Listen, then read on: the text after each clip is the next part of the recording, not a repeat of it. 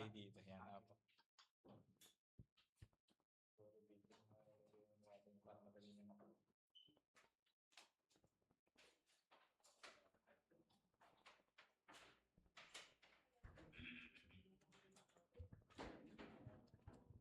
Kumusta ang bawat isa muli?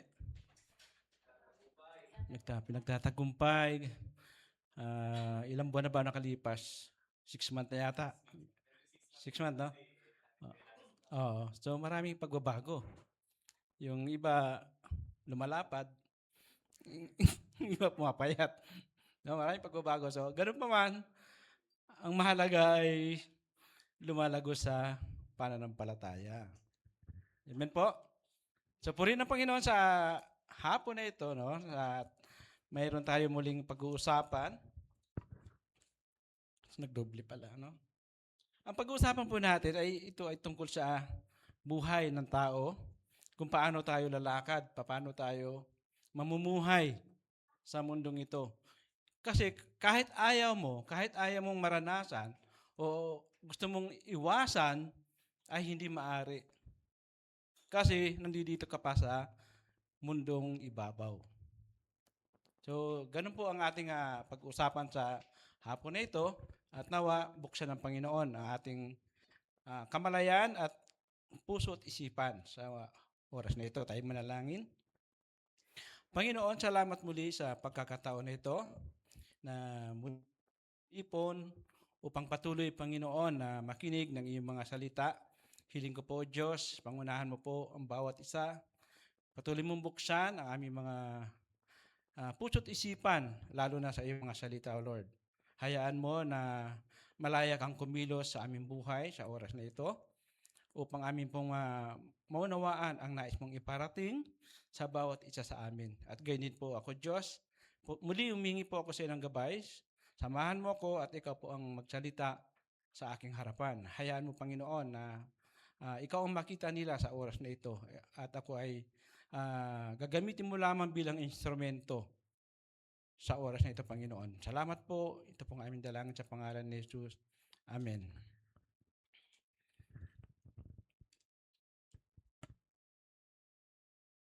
Tama ba ito? Yung app.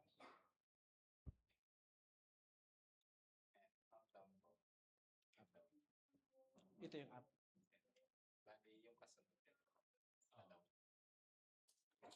So ang ating pong pamagat, compromise or standing firm. Sabi sa Proverbs 13:20, ano po? He that walketh with wise men shall be wise, but a companion of fools shall be destroyed. Ang sabi po dito na, sa Tagalog, kapag ang lagi mong kasama ay isang taong marunong, magiging marunong ka rin, ngunit kapag hangal ang lagi mong kasama, ay mapapahamak ka. Kayo po ba naniniwala dito? Kapag ang kasama mo lagi ay mga grupo ng matatalino, ikaw din ay feeling matalino. Feeling lang, Hindi po, totoo po yan. Magiging matalino ka kasi mahahawaan ka. Maaambunan ka kung anong pinag-uusapan nila. Uy, tungkol sa batas o tungkol sa buhay-buhay, economics. Sila lagi mo naririnig, natural, ma-adapt mo. No? Pagka tinanong ka, uy, alam ko yan, narinig ko yan, napag-usapan nila ano yan. Alam ko yung kwento na yan. Kung yung sa Martis nga wala pang ebidensya yung narinig lang Pero updated sila. Di ba, yung mga Marites? Hindi pa nila nakikita yon, narinig lang sa kwentuhan, pero kung magbalita sila, updated, advanced. O paano pa kaya kung ang kasama mo lagi ay mga taong marurunong? Pag sinabi pong marunong, spiritual po ito na tinutukoy ng Panginoon, hindi po yung talino na panlupa. Spiritual na bagay. Sa salita ng Diyos. Ngayon, ngunit kapag hangal ang lagi mong kasama, ay mapapahamak ka. Pag sinabi namang hangal, hindi naman talaga totally bobo. no? Walang alam, kundi walang alam sa salita ng Diyos. Yun po ang ibig sabihin dito ng Biblia. Kaya dalawa ang ginamit dito, matalino at hangal. Kaya ano ang pipiliin natin? Kasi sa buhay natin, sa araw-araw na nilalakaran natin, ay nakapaloob ka dito. Hindi ka makakaiwas. Hindi ka makakaiwas kahit anong gawin mo. Sabi sa Galatians chapter 5, verse 1, malaya na tayo dahil pinalaya tayo ni Kristo, kaya magpakatatag kayo at huwag nang paalipin pang muli. So, nung tayo tumanggap sa Panginoon, binigyan tayo ng ganap na kalayaan. Pinalaya tayo, unang-una, sa kasalanan. At yung mga Israelita noon, na sakop ng batas, pinalaya sila ng Panginoon sa mga batas na yon. Sapagkat sabi sa Biblia, walang nakatupad sa kautusan ng Panginoon. Lahat ay nagkasala at hindi nakaabot sa kaluwalhatian ng Diyos. So pinalaya sila doon, no? Hindi na nila kailangan na nagkatay-katay pa na kung anong hayop para sa kanilang kapatawaran ng kasalanan, hindi na po umabot doon. Mga tradisyon, mga costumes na pinagagawa nila. So dumating ang Panginoon, simple lang, sabi nga, ang biyaya ng Panginoon, ang habag ng Panginoon ay inihandog na niya. So simple lang, tanggapin mo lang ang Panginoon at ikaw ay malaya na. Pero yung pagiging malaya mo ay hindi ito magiging basihan para gamitin mo. Saan? Sapagkat, sa Galatians 5:13, sapagkat kay tinawag sa kalayaan, mga kapatid. Datapwat, huwag lamang gamitin ang kalayaan bilang pagkakataon sa laman, kundi sa pamamagitan ng pag-ibig ay maglingkod kayo sa isa't isa. Kanino kayo maglilingkod? Kanino? Sa isa't isa? Para kanino? Kanino kayo maglilingkod? Sa Panginoon. Tayo, isa't isa, maglilingkod sa Panginoon. Binigyan tayo ng kalayaan, pero sabi dito, huwag niyong abusuhin ang kalayaan na yan. Hindi niyo pwedeng gamitin sa laman. No, yung layaw ng katawan. Ay, hindi na ako sakop ng batas na yan. Pinalaya na ako. Pwede na akong kumain yan. Pwede na akong ganito. Pero huwag mong abusuhin. Gagamitin mo lamang ang kalayaan yan para saan? Sa paglilingkod sa Panginoon. Maliwanag po ba? Kaya po tayo nandito. Kasi someday kayo maglilingkod na rin sa Panginoon. Ang iba sa inyo naglilingkod na ngayon. O, sila Joyce, gagamitin na yan doon sa kabila. Doon ba kayo, Joyce? Malilipat? O, biro mo, kusang dumarating, no? Ang tawag ng Panginoon sa kanilang buhay. Okay. Nakikita ba natin dyan? Okay. Associate not with the fool. Ano ibig sabihin ng associate? Number 1, huwag makisama sa mangmang. Yung mangmang, hangal, bobo, isa pong ibig sabihin nun. Pero sa salita po ng Diyos, mangmang o hangal. So yun po yung isang katawagan doon. Associate not with the fool. Huwag daw po kayong makisama sa mangmang. Bakit? Sinabi na kanina. Kapag kasama mo ay matalino, magiging matalino ka. Pag kasama mo ay mga bobo, magiging bobo ka. Pag kasama mo ay mahilig magka-cutting classes, magka-cutting classes ka. Experience niyo yan? Nung high school o walang gustong umamin? Pre, halika pre. May bagong bukas na bilyaran doon pre. Kaya pre, wala naman teacher ngayon eh. Maluwag ngayon pre. Katatapos lang ng exam pre. Tara. Absent muna tayo. Lahat yan naranasan natin, no? Ewan ko lang sa inyo kung good boy ba kayo o good girl, hindi nyo ginawa. Pero ako, ginawa ko. No? Na kakating classes, pagka maluwag yung schedule, cutting classes. Pero yun ay wala pa ako sa Panginoon. So, hindi ko alam. Kaya nga, kaya mapalad kayo dahil kayo ay nakakarinig na ng salita ng Panginoon. Anong sabi? Huwag makisama sa mangmang. Heed God's admonition. The word,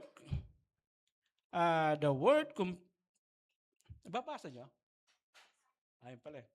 Ako pala hindi nakakabasa, maliit. The word companion is a farming term that refers to pasturing. Ayan. When sheep are pasturing, they are grazing for grass with all the other sheep. They follow the leader and roam all over the paddock as a flock. Cows and other grazing animals do the same thing. So ito po yung pagpapastol sa mga hayop. Nung ako po ay nasa Saudi Arabia pa, nasaksihan ko po ito.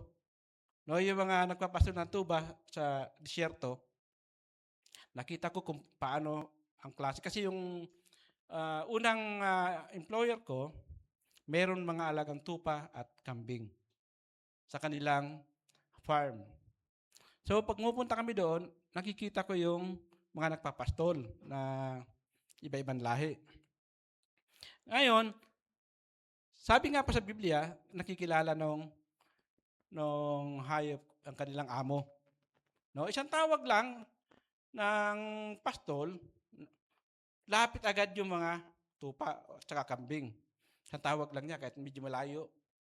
Halimbawa, oras na ng uwian o oras na ng kainan, tinatawag lang niya, takbuhan na. Ngayon, obserbahan ko yon. Paglipas ng ilang araw, bukod sa kilala niya yung pastol, pag wala yung pastol, hinahayaan sila manginain, sabi dito, they are grazing for grass with all other sheep. Sila ay nanginginain, no, sa mga damuhan. Naghahanap sila ng mga may halaman na konti. Gawa na sila doon, masaya na sila. Kasi mahirap ang doon, ang damo. Kaya pati halaman na ganyan sa labas, pinapatos nila yan.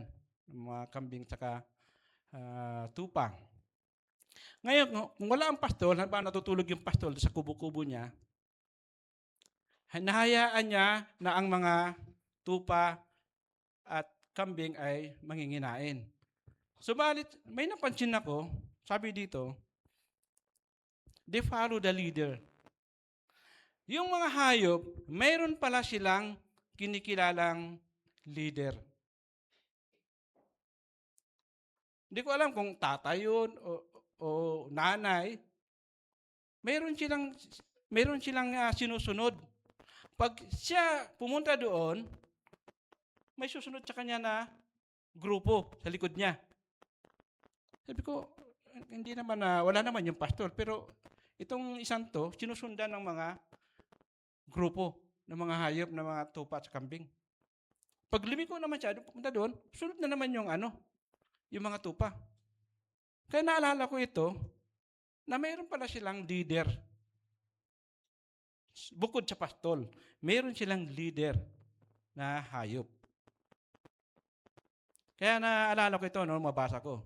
Ngayon, ano ang kaugnayan nito sa buhay naman natin? God warned us that if we pasture or graze with a fool, we will unconsciously follow his path. Kapag ang nasundan mo ay yung loko-loko na tao, unconsciously follow his path, he will lead us astray without even knowing it. Ngayon, kung yung nakita ko yung hayop na, kaya nga po, sinusundan siya ng mga tupat, kambing. Kaya sa parabola ng Panginoon, kung naalala nyo, may nahuhulog sa siwang o yung parting malalim na butas. Bakit? Kasi kung saan siyang sumusuot. Sunod siya ng sunod sa nauna sa kanya hanggang sa nadudulas na siya, kaya may nahuhulog na hayop. At pagdating ng hapon, pag tinawag na ng pastol ng mga hayop, mag-ipon-ipon na, magbibilang na siya. Kulang yung isa. O dalawa. Sisipulan na yan, marunong siya magsipol eh. Wala pa rin lumalabas. So, mag-umpisa na siyang mag-ikot-ikot, maghanap sa mga siwang na mga bato. At doon nila malaman na yung pala ay nahulog na dahil sa kasunod-sunod niya doon sa nauna sa kanya. Ngayon, bilang isang tao, kapag ganito ang iyong nasundan sa iyong buhay at mali ang iyong nasundan na tao o kaibigan, ganun din ang mangyayari sa iyo. Kapag ikaw ay nabarkada sa maling tao, alam mo na kung ano ang bunga.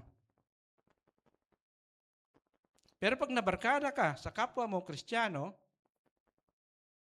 puro good turn. Pero hindi natin alam, no? Andito kayo, mga kasama nyo, mababait. Di ba? Mababait kayo pag nandito sa loob ng church. Paglabas nyo sa school o sa trabaho, sino na ang kasama nyo? Pre, halika na pre. Be, halika na be. Wala na pag nagkatrabaho ka na. Pre, paldo tayo ngayon ah. Ano, gusto mo sumama? Gimik tayo pre. Di ba? Ilan pa lang naman nagkatrabaho dito eh. Puro estudyante pa. No? Ganun po ang magiging takbo ng inyong buhay. Kapag ikaw ay nasa labas na at maling tao, parang love life din, no? Pag maling tao ang pag maling tao ang minahal mo, masakit. Okay. Saka na muna yung love life. Aral muna.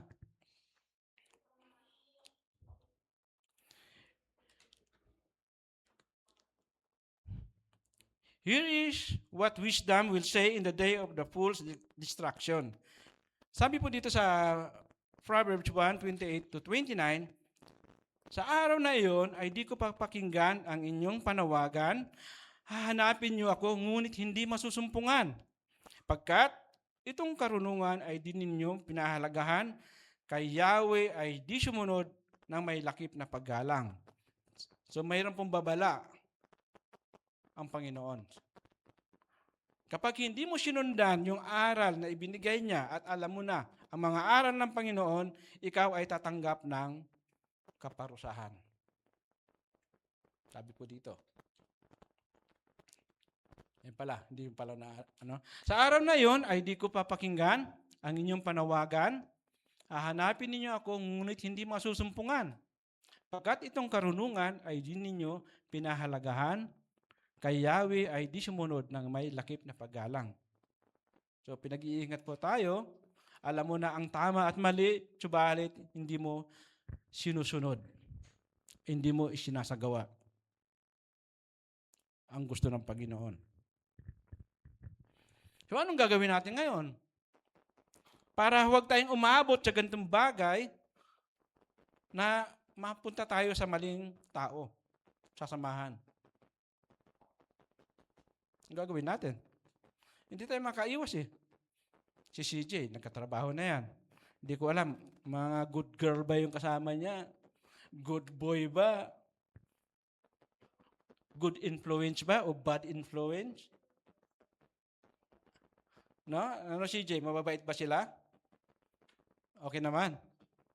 Hindi ka pa naman niyaya na gumimik. Wala ka pa naman yata, hindi ka pa nakasweldo, no? Nakasweldo ka na ba? Sa work mo? Nakasweldo na. Hindi ka pa niyaya, gumimik. Sige, mabuti naman kung ganon. Ngayon, sabi dito sa susunod na babasahin natin, ito ang gawin mo. Choose wise friend. Choose wise friend. Piliin daw po yung magiging kaibigan. Ano sabi dito? Friends are very influential. 1 Corinthians 15:33, be not deceived, evil communication corrupt good manners. Yan po sabi. Friends are very influential. Makapangyarihan ng kaibigan. Kung mayroon kang kaibigan na dikit sa'yo, o dikit kayo, BFF kayo, piliin mo siya. Kung sino. Kung sino ang dapat mong samahan. Siya ba ay magdadala sa'yo sa tamang landas o magbibigay sa'yo ng kapahamakan?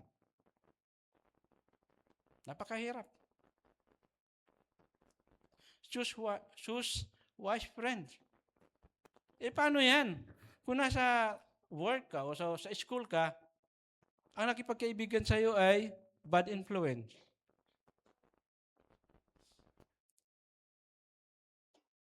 Magaling po makipagkaibigan yung mga bad influence. Lalapitan ka. Kasi may motibo siya. Mayroon siyang gusto sa'yo na gawin mo. Halimbawa, gumagamit siya ng pinagbabawal. Gusto niya, bentahan ka. Kaya nakipagkaibigan siya. Kung may bisyo siya, gusto niya, makasama ka. Sa mga ganung mga bisyo. Di ba?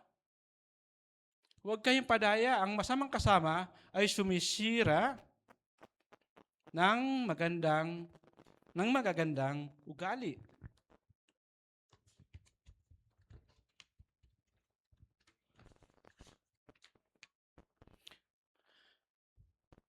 Huwag daw po tayong padaya, no?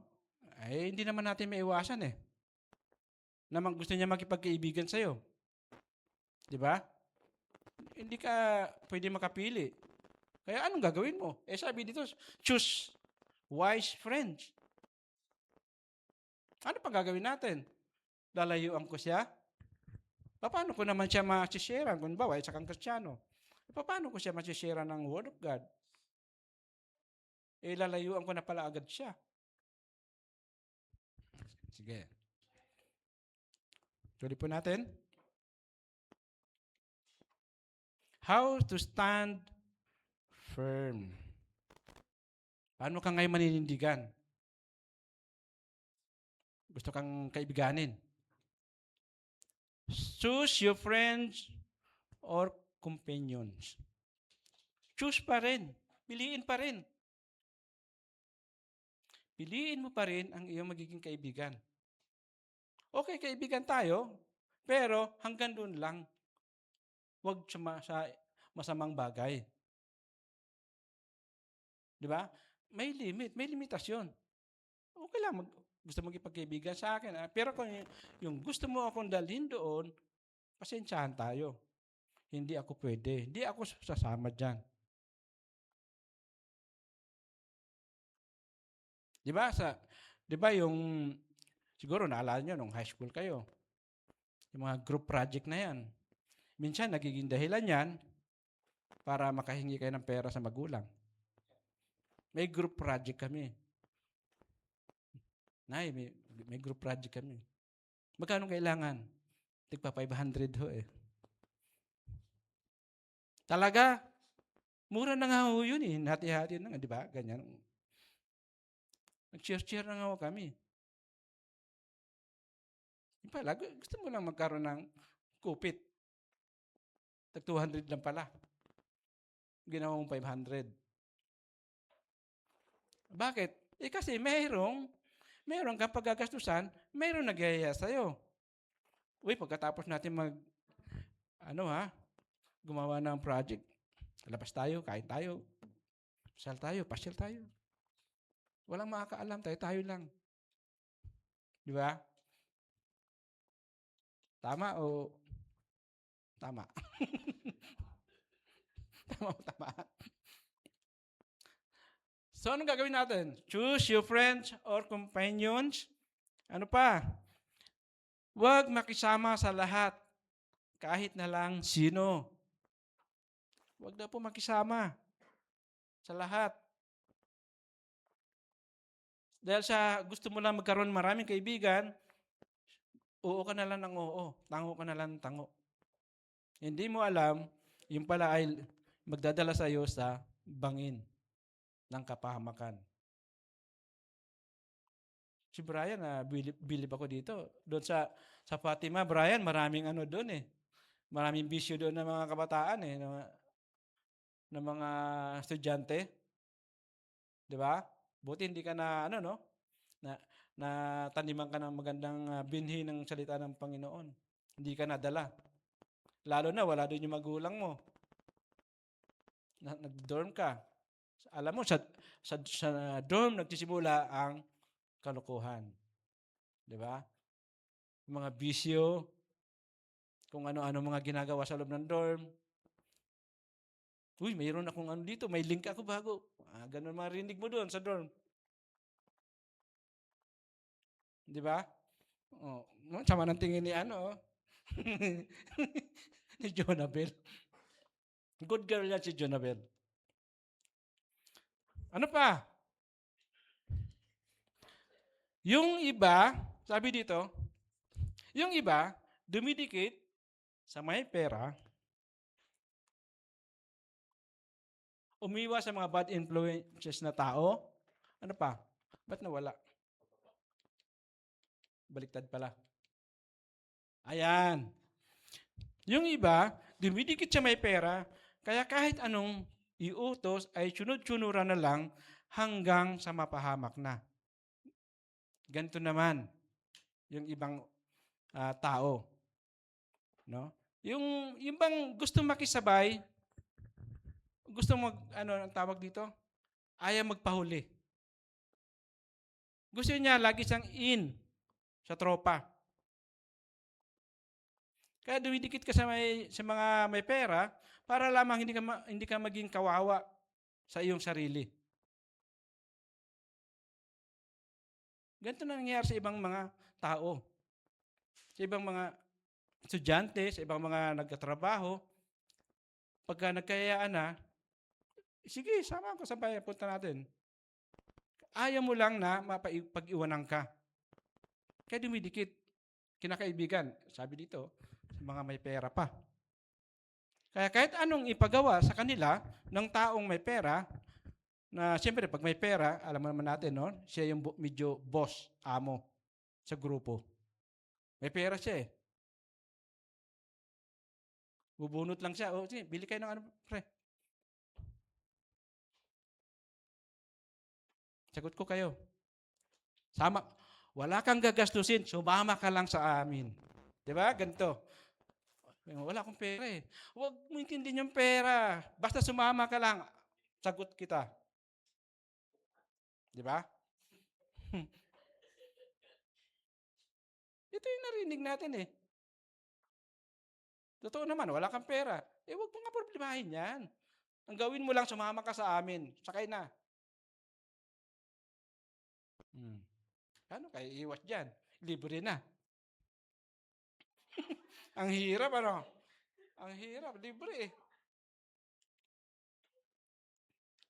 Ano pa?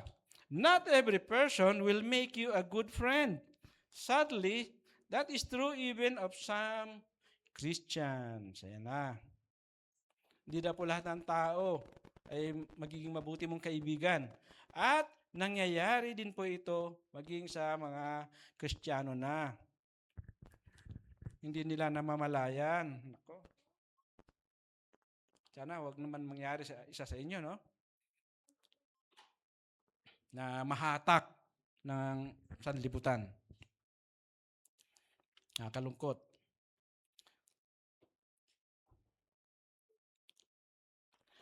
spending time with a wise friend, you will gain some of his or her wisdom. So, ang pagbibigay ng oras sa isang matalinong na kaibigan, maging matalino man yan sa klase, sa trabaho, lalo na sa spiritual na bagay, ay ikaw ay maaambunan din ng katalinuhan. Kapag ang nabarkada mo, na kaibigan mo ay isang Kristiyano, may maraming alam sa salita ng Diyos, ikaw din ay maaambunan. Pag yun ang mga naging kaibigan mo. Pero pag ang nabarkada mo, mga kaibigan mo, classmate mo, ay ang period ay PI, lahat ng salita may PI sa huli, ay puro ganon, wala. Ano matutunan mo doon? Bilisan mo, bakal-bagal nito. Ay, di ba, mga ganon mga salita. Bakal-bagal mo na, pre. Sige na, pre. Ikaw na lang inaantay, pre. Bilisan mo. Bad trip naman, oh. Ano ba mga tunan mo doon sa mga ganon salita? Na bad trip daw. So, ang hirap po, Ang hirap ng kalagayan ng isang Kristiyano.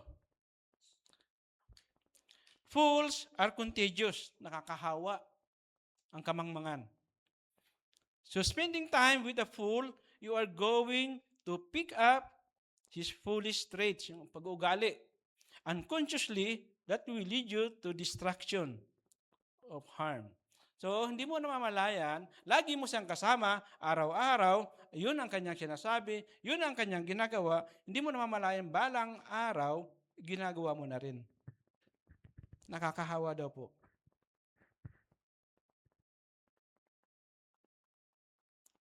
Hindi mo namamalayan yan. Di ba yung sakit, hindi mo naman, halimbawa, yung uso yung COVID, hindi mo naman alam na yung kaharap mo may COVID, di ba? Magugulat ka na pag uwi mo sa bahay, nanginginig ka na rin. Kasi nahawaan ka, lumapit ka sa kanya eh. Nag-uusap kayo eh. Pero hindi mo alam na may sakit pala siya. Ganun po. Paano yan? Kung lagi mong kasama araw-araw, lagi mong katabi, lagi kayo nag-uusap, hindi mo namamalayan, ikaw din pala ay may sakit na. Nahawaan ka na pala. Na dating hindi mo ginagawa, dahil kasama mo siya, ginagawa mo na rin.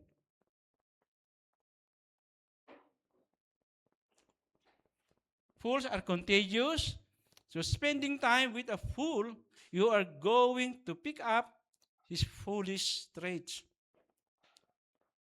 Unconsciously. Hindi mo namamalayan, no? Pick up his foolish traits, pag-ugali, no? Mga kalukuhan, unconsciously. That will lead you to destruction. Hindi mo namamalayan. Wala kang kalam-alam. Kaya pala, minsan, ang nakakapansin sa'yo ay yung magulang. Bakit? Unang-una, bakit ginagabi ka na ng uwi? O ano nga sabi mo? Nag-ano pa kami, nag-project, gumawa ng project. Umpisa na sinungaling. Wala namang ginawa. Yung pala, nakipagkita lang kay jowa. Nag-alibay pa. May pinuntahan lang pala na, nag-mall lang pala. Nag-uumpisa po doon. Mapansin ito ng kasama mo sa bahay. Nag-iiba yung ugali mo, nag-iiba yung mga kilos mo. Dati, pag dating mo ng bahay, tinatanong ka ng parents mo, ang bait mo sumagot. Ngayon, ang sungit-sungit mo na. Pagod na nga ako eh, daming ginawa sa school. Napapansin po ito, hindi lang natin namamalayan. Hindi nyo lang namamalayan, pero dahil na-impluwensyahan ka ng maling tao, ikaw ay nagbabago sa iyong mga kilos at pag-uugali.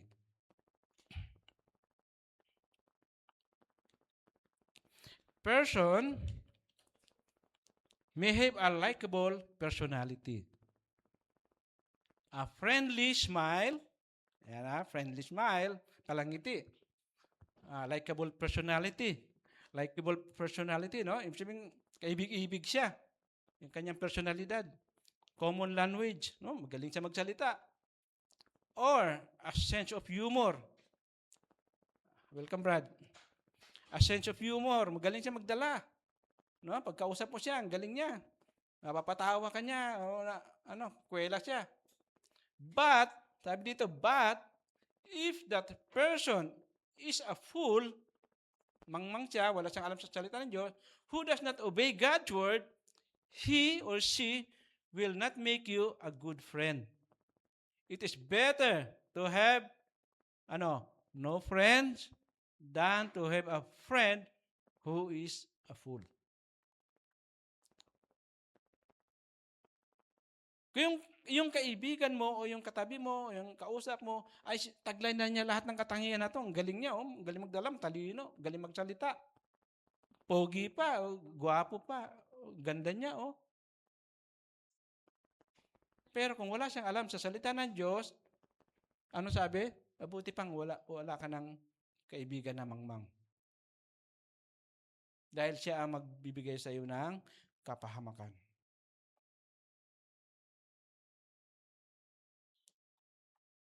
Buti rin nag-iisa ka. At least ligtas ka. Hindi ka damay sa kapahamakan. Ano pa? Ayun na. Number 2, avoid the fool. Lumayo ka sa taong mangmang. Bakit?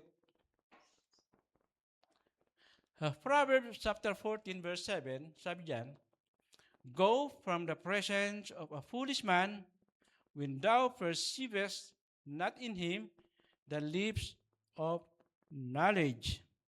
Mayroon ba Tagalog dito? Ayan. Iwasan mong makisama sa mga taong mangmang pagkat sa kanila ay wala kang mapupulot na kaalaman.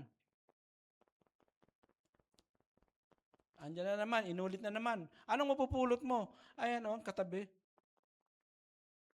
Tuturuan ka ng masasamang bisyo sa taong mangmang. Sa taong walang alam sa salita ng Diyos. Iyan ang matutunan mo sa kanya. Dati patikim-tikim, parang kanta lang. Patikim-tikim, no? Nagsimula sa patikim-tikim.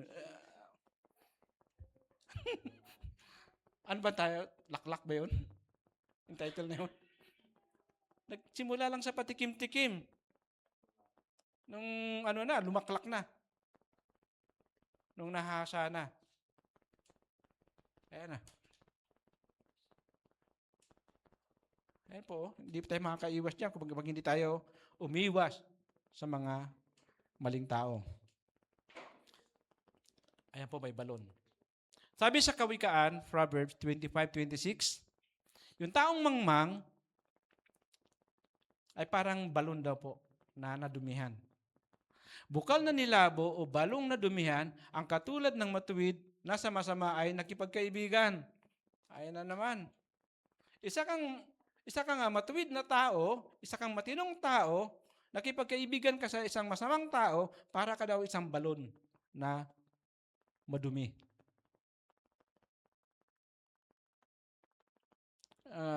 Nakaligo din ba kayo ng ganyang kadumi na balon? Labo. Hindi mo alam kung ano yung mga bakterya dyan na ganyang kalabo, no?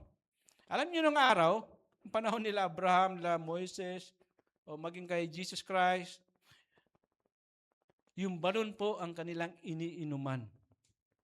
Sa mahabang paglalakbay nila maghapon, ilang araw na paglalakbay, pag nakita sila ng balon, sasalok sila, iinom. Ganon po kalinis ang balon noon. Noong una, nung panahon nila. Iniinom po nila yan. Pero ngayon, subukan mong uminom sa mga balon. LBM, abutin mo.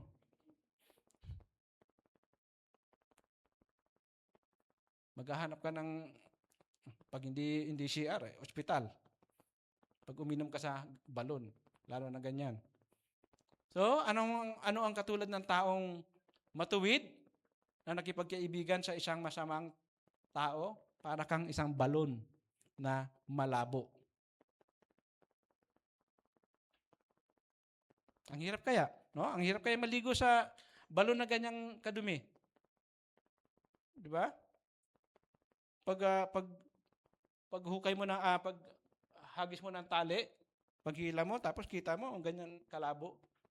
Kaya mo ipaligo 'yan? 'Di ba hindi? Natatakot ka, ano, dumi naman 'tong tubig na 'to. Saka na lang ako maligo, magigib na lang ako doon sa ano. Kahit malayo. So mag-ingat po, no? Huwag po tayong tumulad sa isang balon. Ang dami pong binigay na halimbawa ang Panginoon sa Biblia. Be perceptive. Malalim ang pangunawa. Maging malalim na po ang inyong pangunawa. Saan? Psalm 1, 1-3, mapalad ang taong hindi nakikinig sa payo ng masama at hindi sumusunod sa masama nilang halimbawa. Hindi siya nakikisama sa mga kumukutya at hindi nakikisangkot sa gawaing masama. Number 2, sa halip, kasiyahan niyang sumunod sa kautusan ni Yahweh, binubulay niya ito sa araw at gabi. Katulad niya ay punong kahoy sa tabi ng isang batisan, laging sariwa ang dahon at namumunga sa takdang panahon.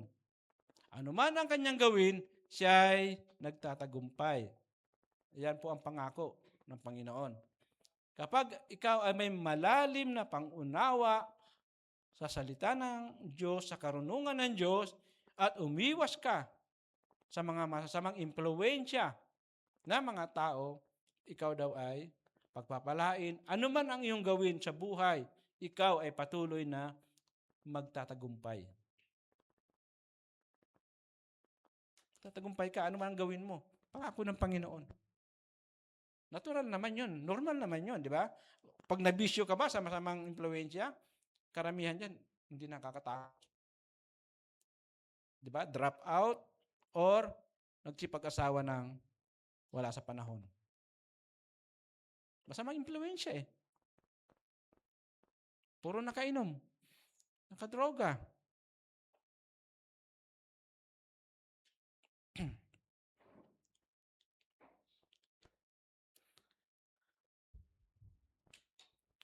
One of the reasons we are studying God's words about the fool is so that we can be more discerning. So ito na po ang dahilan, no? Isang dahilan kung bakit tayo nag-aaral ng salita ng Diyos ay para maunawaan natin, ma-discern natin yung tama at mali sa ating buhay. Agree kayo doon? Bakit kayo nag-aaral ng salita ng Diyos? Di ba? Para malaman nyo kung ano ang ibig ng Panginoon gawin natin. Di ba? Ganito pala, bawal pala, masama pala. Masama pala magsinungaling. Masama pala magnakaw. Kailan mo natutunan yan? Sa pagkikinig ng salita ng Diyos. Sa pagbabasa ng salita ng Diyos. Doon mo natutunan yan. Lalo na yung mga dumaan sa Sunday school na mga bata. Halos karamihan dito dumaan sa Sunday school. Narinig niya noong mga bata pa kayo. Tinuruan na kayo ng mga teacher nyo. Ito ang dahilan.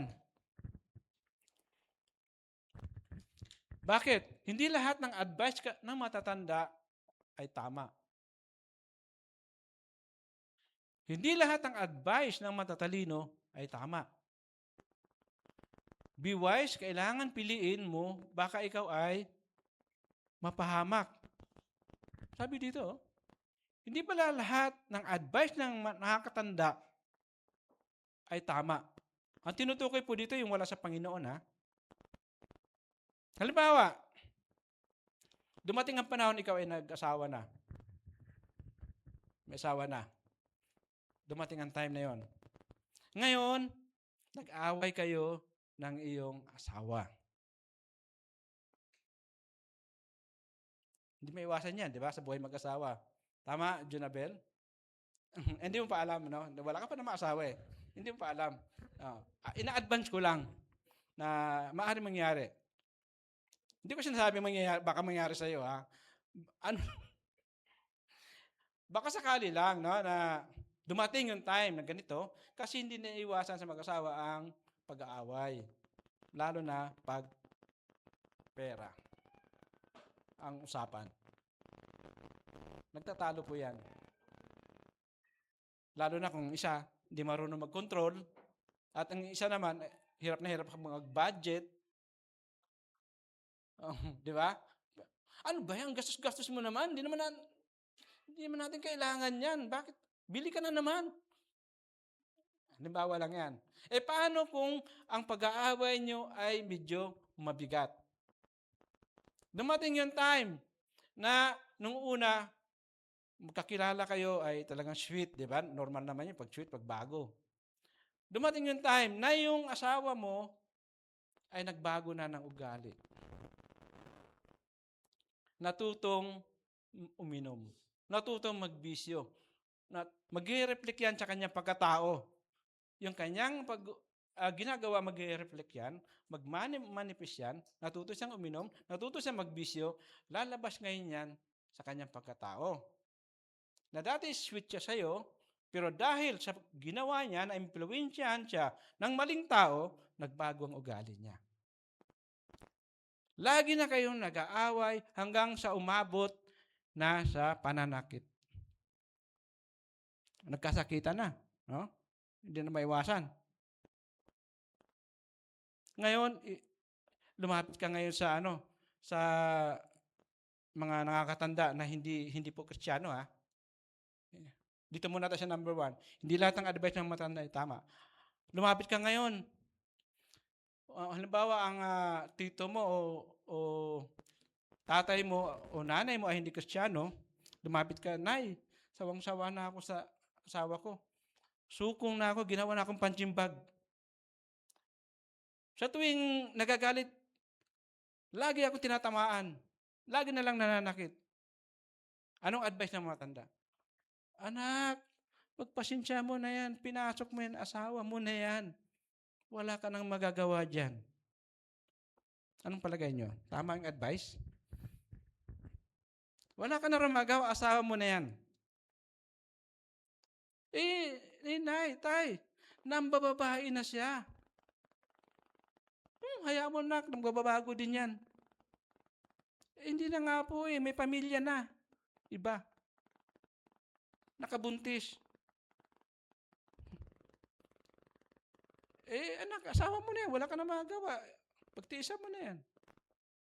Ito po yung advice ng wala sa Panginoon. Wala ka na rin magagawa kahit na anong gawin sa'yo. Kahit anong pinagagawa ng partner mo. Ang tanong, tama ba yung advice ng matanda? Mali po. Ang sabi ng Biblia, lalaki, ibigin mo ang inyong mga asawa.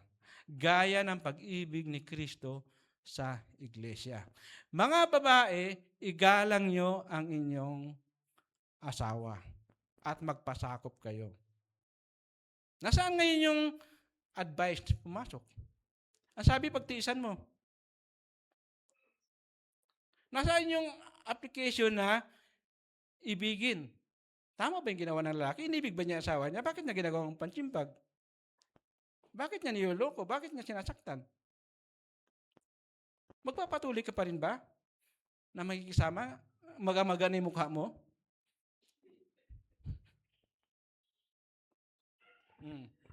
Ikaw naman, hindi ko sinasabi babae lang, ha? Hindi ko, maring kabaliktaran, vice versa, no? Maring lalaki, maring babae. Meron daw din naman kasing lalaki na battered husband. Di ba? Sa sobrang pagmamahal niya sa asawa niya, yes, darling na lang siya. Nagsaing ka na ba? Ano ka mo? Pakiulit. Ang sabi ko sa ko, nagsaing ka na. Ay, ilang gatang ba? Ilang takal? Huwag ka magalit, ilang takal? Tatanong ko lang.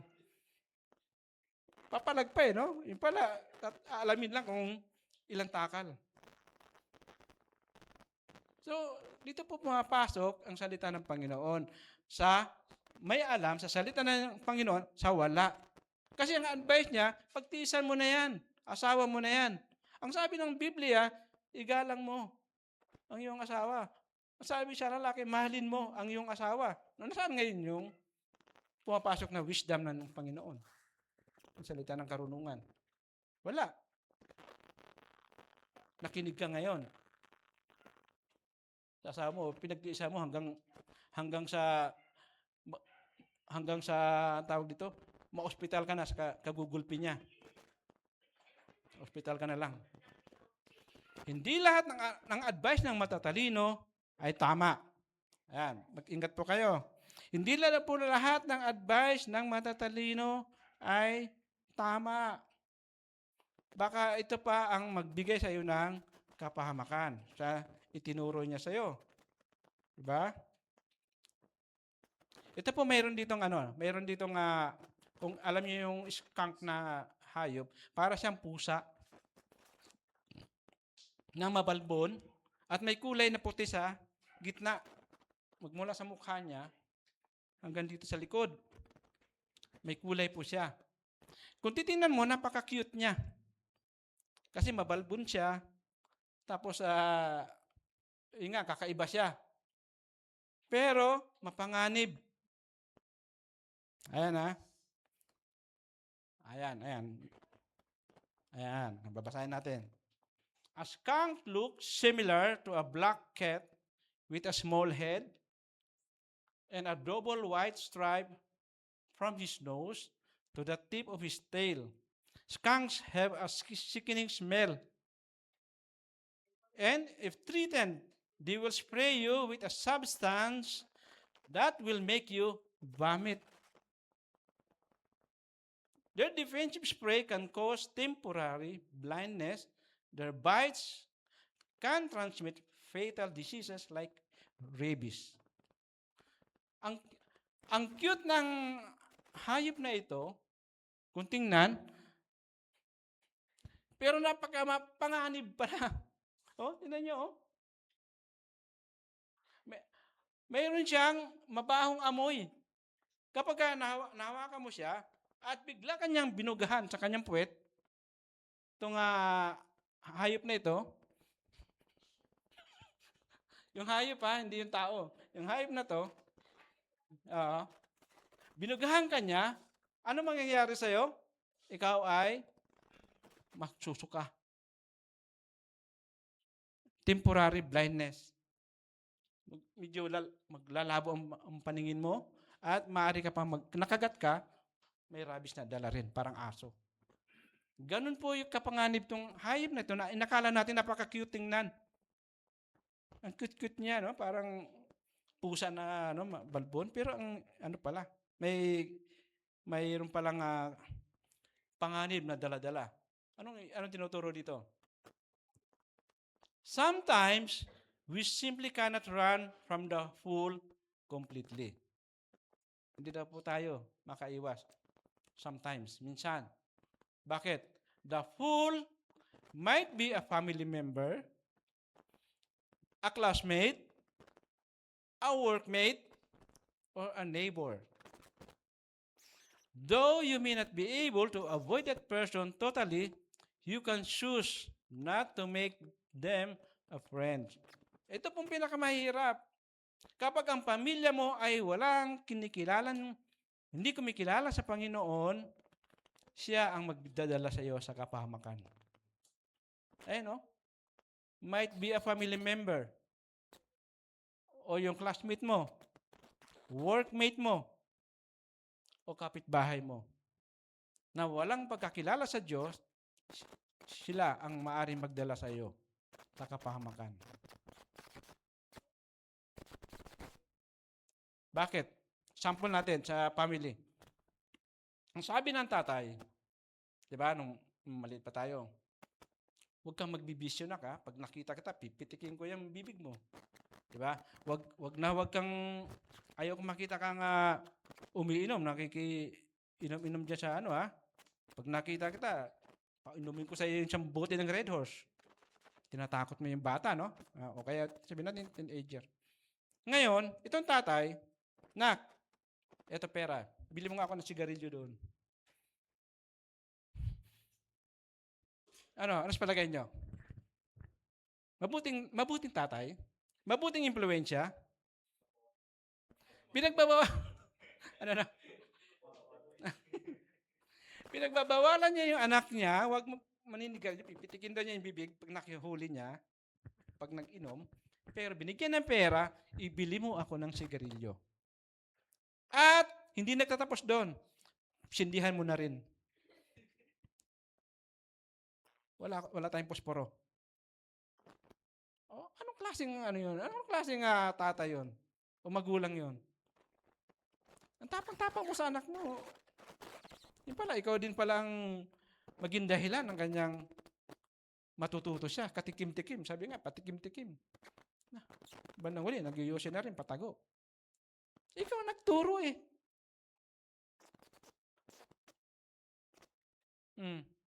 O anak, ito bote, bili mo ako beer. O ano pa ano dyan. Hindi mo nga siya pinainom, inutusan mo naman bumili. Bili mo ko ng Red Horse. Bili mo ko ng MP. Huwag ka muna uminom bata ka pa. Pero inutusan mo.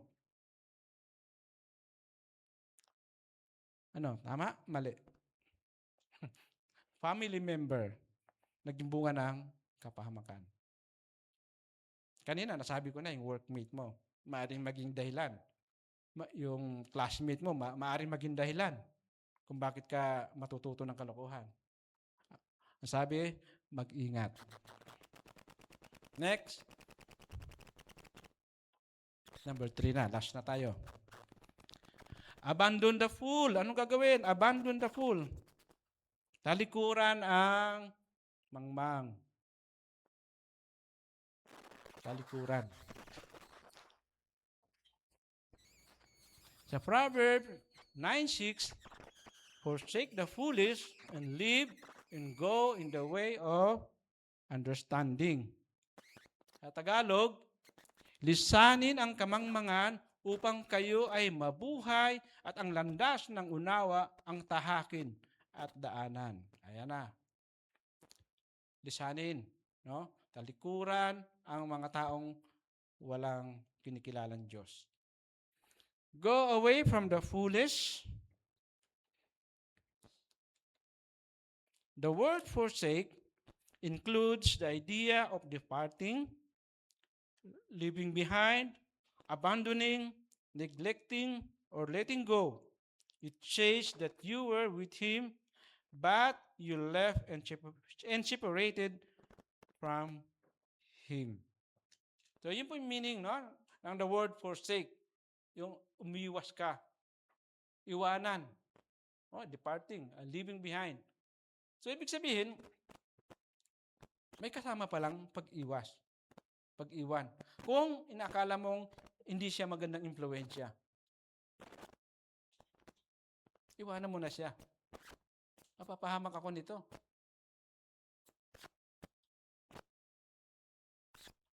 Bagay, narinig naman talaga natin yan sa mga magulang natin. Wag kang magkikipagbarkada sa mga masamang impluensya. Diba? Pinarahan ba kayo ng magulang nyo nung nag-umpisa sa high school? Diba ito na sinasabi? Anak, huwag kang magbarkada sa mga mga drug addict na yan. Yung mga bisyo na yan. Ayaw ko na babalitaan ko na kasama mo yung mga yan. Diba? Pinaalahanan tayo ng magulang natin.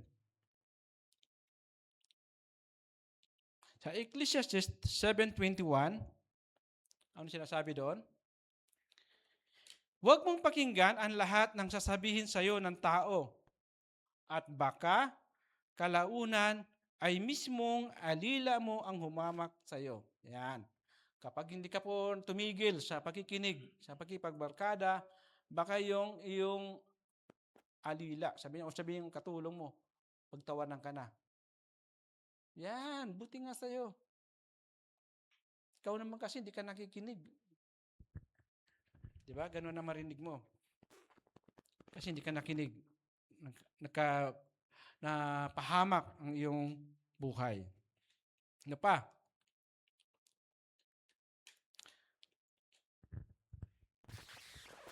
God always encourages the principle of replacement. When we give up something bad, replace it, ano yun? Replace it with something good. That is what He is teaching us here. So, ang ibig sabihin, kung mayroon tinatanggal ang Panginoon sa buhay mo, sabihin na natin, parang hindi ko kayang iwanan to, BFF ko to eh. Pero masamang impluensya sa akin eh. Kailangan ko siyang bitawan.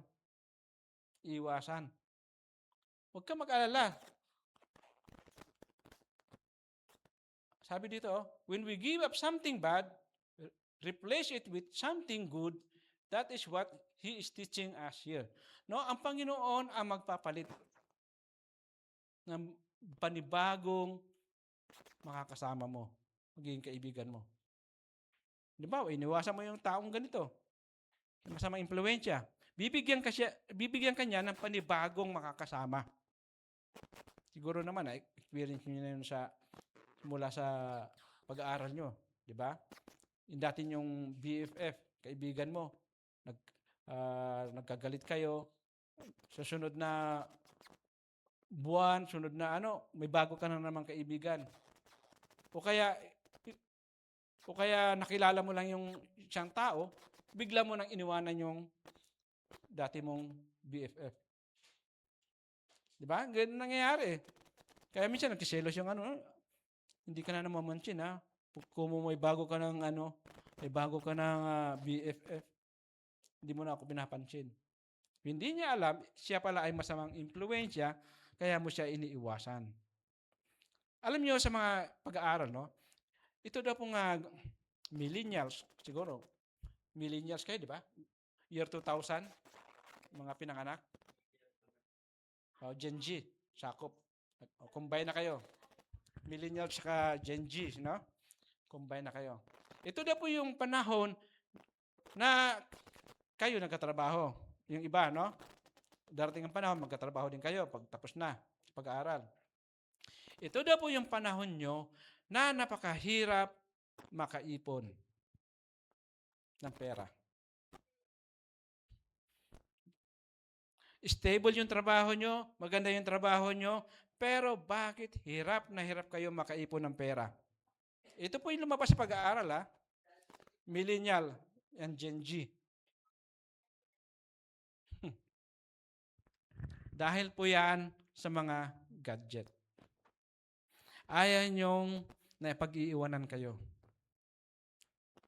Kung ano meron yung friend mo, iPhone 17 o iPhone 21 na ba yan o 22?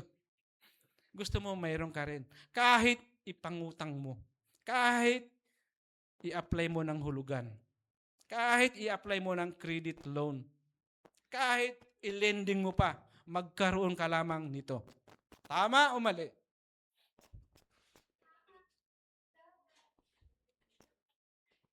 Panahon po yan, pag-aaral po yan, lumabas. Ang hirap makaipon ng panahon ninyo. Pamahal ng pamahal yung gadget pag bagong labas. After ng 1 year, kalahating presyo. Biro mo yun, para kang niloloko. Kalahati, isang taon lang nakalipas, kalahati na agad. Yung 100,000, naging 50,000 na lang. Paano ka makaipon yan? Mas mahal yung kinuha mo kaysa sa kinita mo.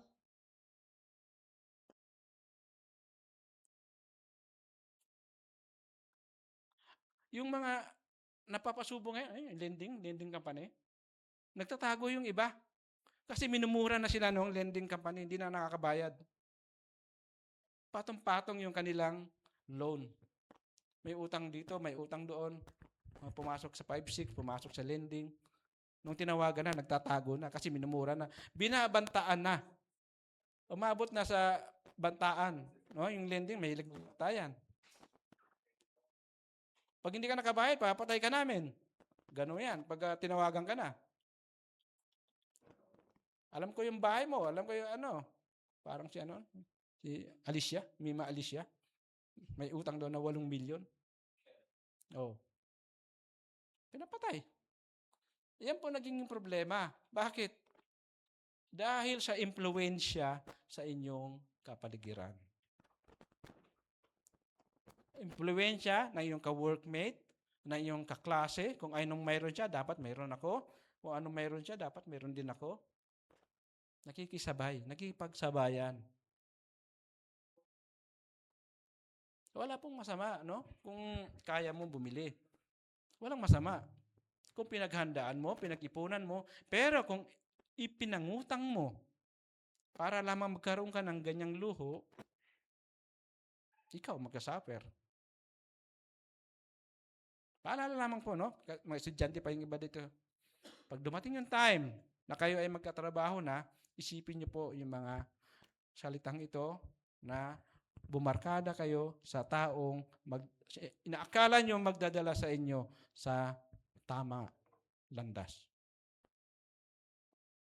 Huwag po kayong bumarkada o huwag kayong sabihin, para lamang maging in ka sa kanila kahit na ang kapalit nito ay iyong kapahamakan.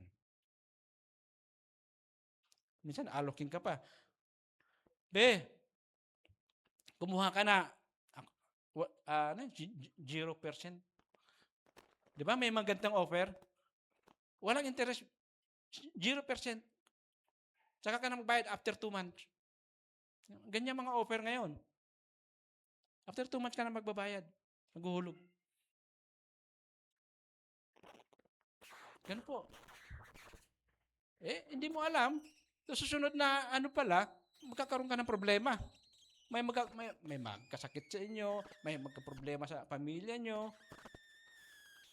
Asa na ngayon yung pera mo? Naubos doon sa pinambili mo. Kaya napakahirap yung inyong henerasyon. Kung hindi kayo magiging wise sa pagpili ng kaibigan. Tayo po'y manalangin. Panginoon, salamat muli sa oras na ito.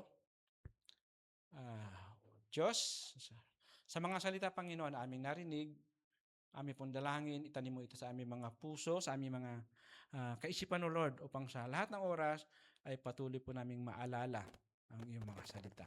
Pagpalain mo po ang mga kabataang ito, ang mga panibago mong Panginoon ng mga manggagawa,